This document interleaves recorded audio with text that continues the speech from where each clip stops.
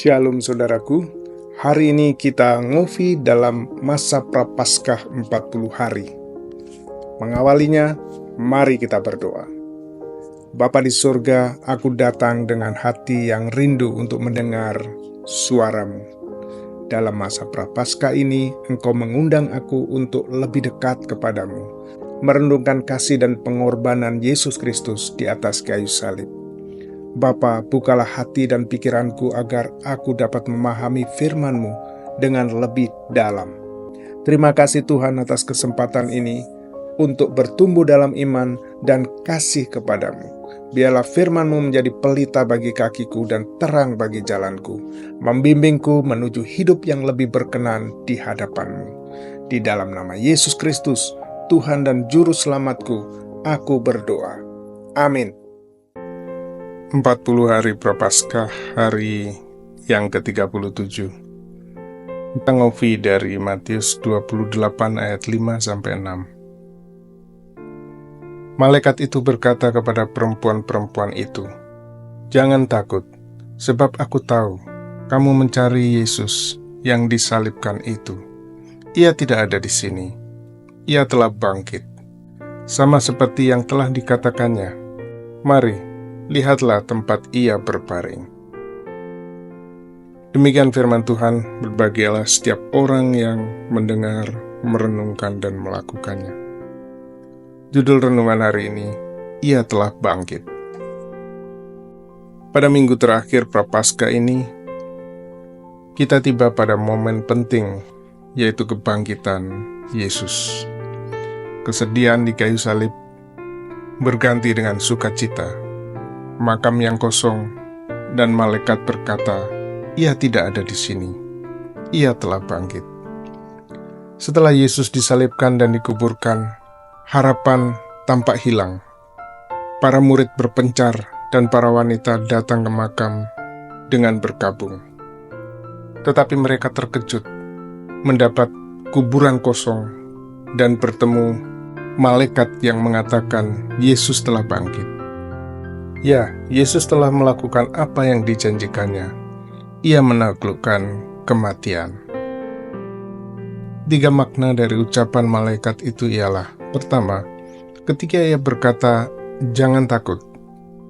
Kebangkitan Yesus mengubah ketakutan menjadi iman dan harapan. Kebangkitan Yesus membuat para murid menemukan lagi kekuatan iman mereka. Allah bekerja dan berhasil melaksanakan rencananya. Demikian juga dengan kita. Karena Yesus hidup, kita tidak perlu lagi hidup dalam ketakutan dan apapun.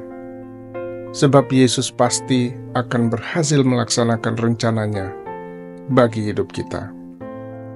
Kedua, malaikat itu berkata, "Ia tidak ada di sini."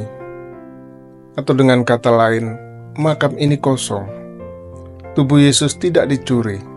Ia bangkit dan hidup dalam tubuh kemuliaan. Makam yang kosong ini bukanlah simbol ketidakhadiran, tetapi simbol kemenangan. Yang ketiga, seperti yang dikatakannya.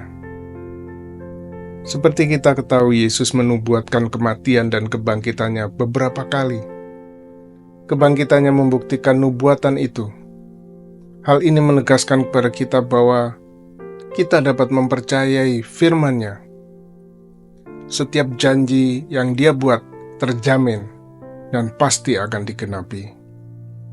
Pernahkah saudara menonton sebuah film kisah heroik yang dahsyat, sehingga membuat saudara terkesima? Tetapi menjelang akhir film itu, sebuah tragedi terjadi.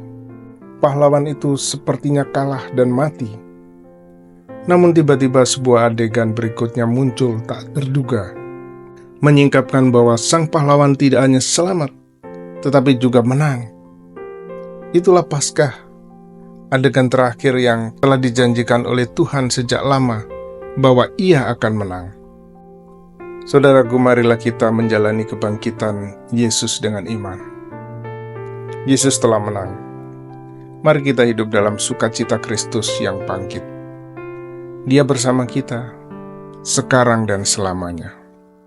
Mari kita beritakan kebangkitan Yesus kepada sesama, agar mereka juga menemukan kemenangan dalam Yesus. Mari kita berdoa. Tuhan Yesus, terima kasih untuk karya-Mu di kayu salib dan kenyataan bahwa kuburmu kosong dan bahwa Engkau telah bangkit. Terima kasih Tuhan telah menggenapi janji-Mu bahwa Engkau akan bangkit dan Engkau mengalahkan maut. Usirlah ketakutan di hati kami dan penuhi kami dengan sukacita kebangkitan-Mu. Tolonglah kami untuk hidup dan bersaksi sebagai umat dari Raja yang telah bangkit. Semoga kami berjalan dalam kuasa kemenangan-Mu setiap hari.